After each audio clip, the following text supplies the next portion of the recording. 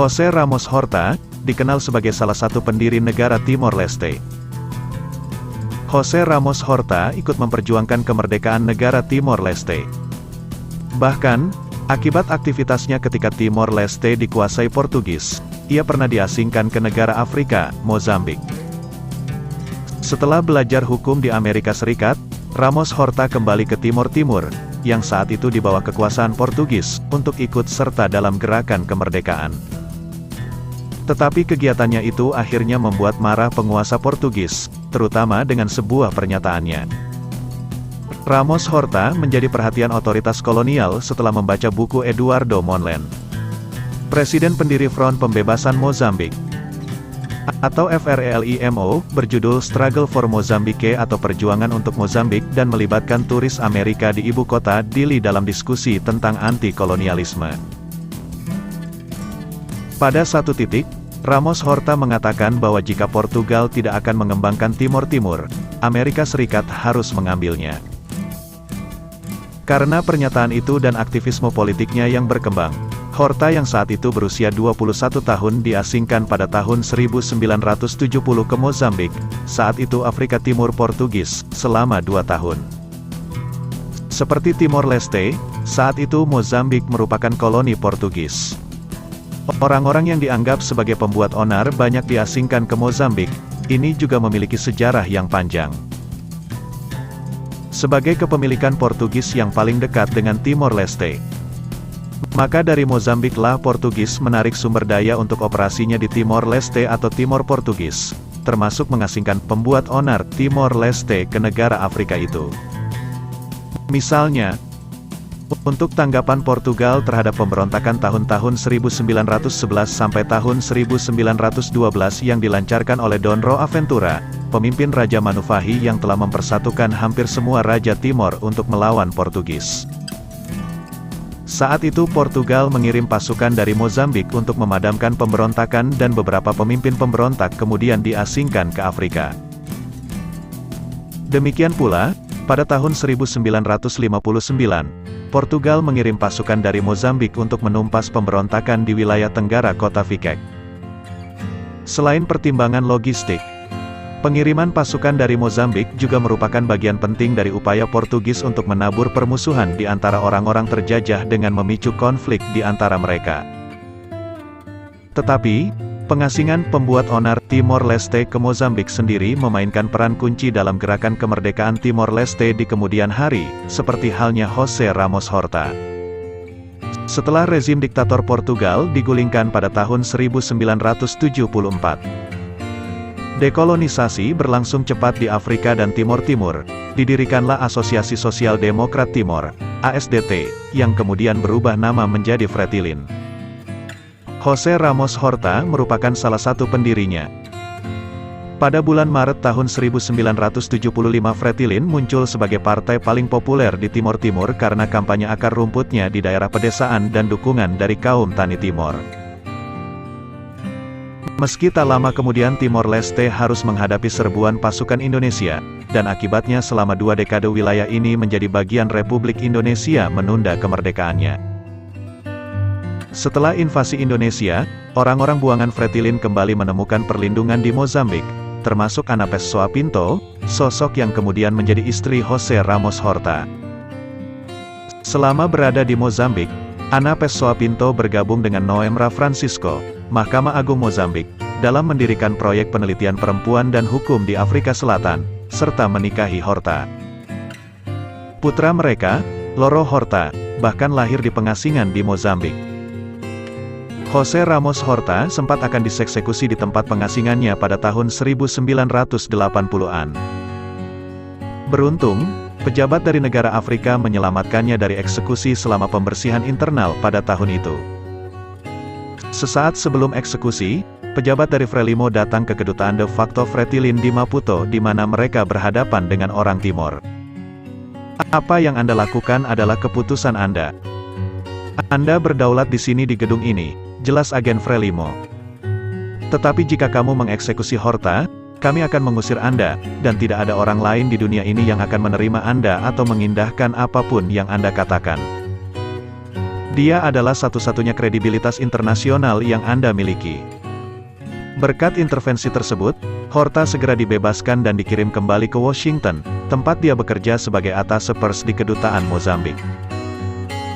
Dalam peran itulah Horta membantu mendirikan lobi Mozambik pertama di ibu kota Amerika, serta mengatur kunjungan pejabat tinggi Mozambik. Itu bukan satu-satunya peristiwa ketika nyawa José Ramos Horta terancam, karena ketika menjabat sebagai presiden, ia pun sempat menjadi sasaran pembunuhan para pemberontak.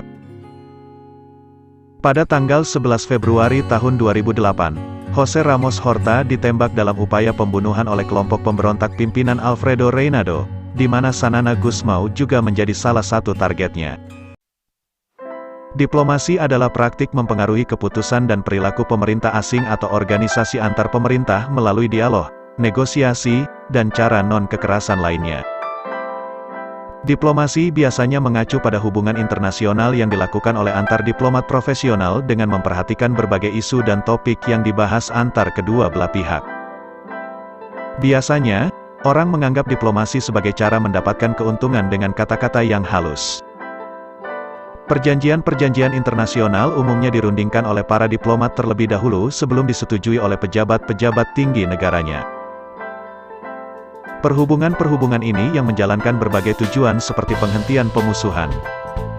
Apabila negosiasi itu berhasil akan menghasilkan perjanjian dan persyaratan-persyaratan yang akan diukir pada loteng suci pada sebuah kepingan seperti tablet agar bisa dilihat secara umum. Penandatangan dan sumpah dilaksanakan secara terbuka. Pemerintah Indonesia memilih penyelesaian masalah Timor Timur melalui Tripartite Talks, yaitu antara Indonesia, Portugal dan penengah Sekjen PBB sesuai dengan keinginan Indonesia untuk menyelesaikan masalah ini secara adil, menyeluruh dan dapat diterima secara internasional di forum internasional. Masalah Timor Timur sejak tahun 1976 merupakan hambatan bagi pelaksanaan politik luar negeri Indonesia sehingga untuk mengubah opini internasional Indonesia menerapkan diplomasi yang lebih intensif. Sejak sidang Majelis Umum PBB ke-37 tahun 1982 yang mengeluarkan resolusi nomor 37/30. Maka prakarsa Sekjen PBB ini melalui penawarannya dalam mencari cara-cara penyelesaian masalah Timor Timur agar diterima kedua belah pihak, akhirnya disetujui pihak Indonesia dan Portugal. Untuk selanjutnya, melalui kedua wakil tetapnya masing-masing pada PBB di New York, mereka melakukan perundingan bilateral. Namun pada tahap awal perundingannya Indonesia bersedia menempuh cara tersebut dengan syarat bahwa integrasi Timor Timur tidak dapat diungkit-ungkit lagi. Karena pihak Indonesia menganggap bahwa dengan deklarasi Balibo dari keempat partainya yaitu Partai UDT, Apodeti, Kota, Trabalhista, Timor Timur sudah berintegrasi ke dalam wilayah Negara Kesatuan Republik Indonesia yang disyahkan dengan ketetapan MPRI nomor VII MPRI 1978. Hal ini menunjukkan bahwa baik secara de facto maupun de jure masalah Timor Timur sudah dianggap tuntas, karena sudah berintegrasi dengan Indonesia. Upaya penyelesaian masalah Timor Timur ini secara internasional masih terus berlangsung, dan pembicaraan segitiga antara Indonesia dan Portugal di bawah naungan Sekjen PBB Tern berjalan dan bulan April tahun 1999 ini memasuki putaran terakhir. Khusus mengenai dialog segitiga ini sebenarnya Menlu Ali Alatas telah menyampaikan usulan status khusus dengan otonomi luas ini sejak tanggal 18 Juni tahun 1998 dan PBB pun menilai bahwa usulan Indonesia ini adalah sebagai perkembangan yang positif yang perlu ditindaklanjuti, dan akhirnya bukan hanya Sekjen PBB tetapi Portugal pun menerima usulan dari Indonesia ini dan bersedia untuk segera melanjutkan dialog segitiga yang pada waktu itu sempat terhenti. Ada perkembangan yang mencolok dalam diplomasi RI ini, yaitu pesatnya proses penyelesaian masalah Timor Timur, yang mengakibatkan tercapainya terobosan yang signifikan dalam perundingan segitiga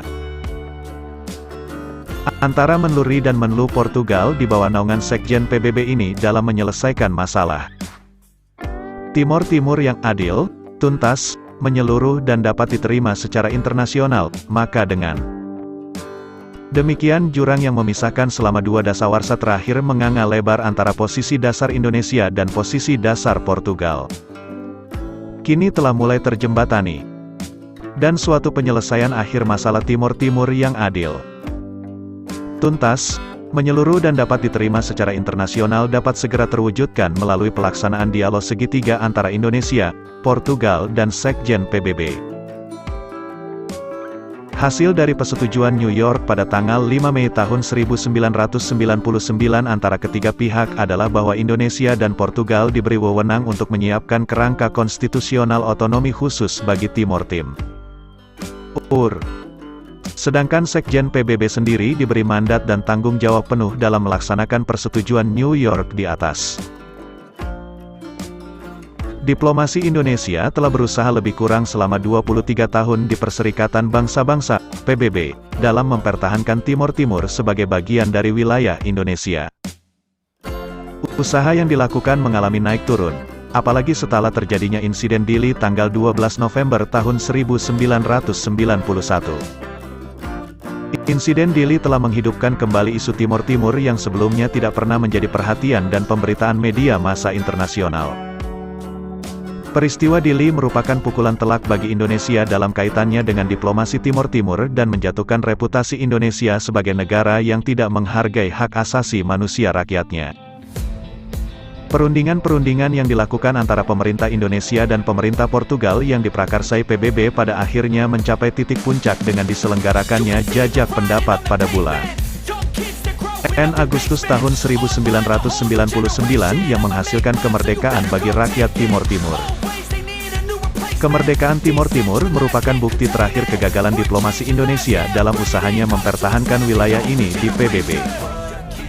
Dari hasil analisis didapat penjelasan bahwa ketidakberhasilan diplomasi Indonesia disebabkan oleh: pertama, kondisi lingkungan internasional pasca Perang Dingin yang mengangkat isu HAM sebagai isu global dalam hubungan antar negara dan hal ini menyebabkan berkurangnya dukungan dunia internasional terhadap diplomasi Indonesia, karena banyaknya kasus pelanggaran HAM di Indonesia terutama di Timor Timur. Pada masa Perang Dingin banyak negara yang mendukung bersatunya Timor Timur ke dalam negara Indonesia, salah satunya adalah salah satu negara adidaya, yaitu Amerika. Hal tersebut dikarenakan banyak negara yang merasa takut apabila Timor Timur dikuasai oleh pemerintah yang beraliran komunis. Namun setelah Perang Dingin berakhir sikap Amerika Serikat berubah 180 derajat. Pemerintah Amerika Serikat menjadikan peristiwa Santa Cruz dan berbagai pelanggaran HAM sebagai alasan untuk menarik dukungannya terhadap integrasi Timor Timur ke Indonesia. Kemudian untuk menyelesaikan permasalahan Timor Timur yang berlarut-larut, Presiden B.J. Habibie mengeluarkan 2 opsi yang membuat Timor Timur melakukan referendum pada 1999 dan secara resmi keluar dari Negara Kesatuan Republik Indonesia. Semua penderitaan rakyat Timor Timur berawal dari abad ke-16 ketika para penjajah dunia asal Portugal menancapkan kakinya pertama di bumi Timor Lorosai. Selama 4 abad lebih Portugal menguras habis kekayaan alam Timor Timur yang kaya dengan kayu cendana, minyak alam dan kopi Arabica dan memperbudak serta membantai ribuan orang penduduk asli Timor Timur yang dianggap membangkang atau yang tidak mau diperbudak untuk bekerja kepada perusahaan minyak Timor Air Oil dengan upah yang sangat minim karena dikorupsi habis oleh atasannya yang kulit putih. Masuknya Indonesia ke Timor Timur berdasarkan deklarasi Balibo tanggal 30 November 1975 pun tidak bisa dipertahankan dengan baik di forum-forum internasional oleh para diplomat Indonesia, sehingga tidak bisa menyelesaikan masalah selama 24 tahun Indonesia berkuasa di Timor Timur. Akhirnya pada tahun 1999 terjadi kesepakatan tanggal 5 Mei tahun 1999, di mana Indonesia takluk dan tunduk pada Portugal untuk menerima suatu proses jajak pendapat yang diartikan sebagai referendum seperti yang selama ini dituntut Portugal untuk menyelesaikan proses dekolonisasinya di Timor Timur. Penyelesaian masalah Timor Timur ini sebagai suatu pelatihan diplomasi yang gagal. File Diplomatic Exercise. Karena pihak Departemen Luar Negeri jarang menyertakan orang Timur Timur pro-integrasi yang mengerti akar permasalahan dan ahli-ahli hukum Indonesia yang mengerti hukum dalam perundingan-perundingan. Di forum-forum internasional,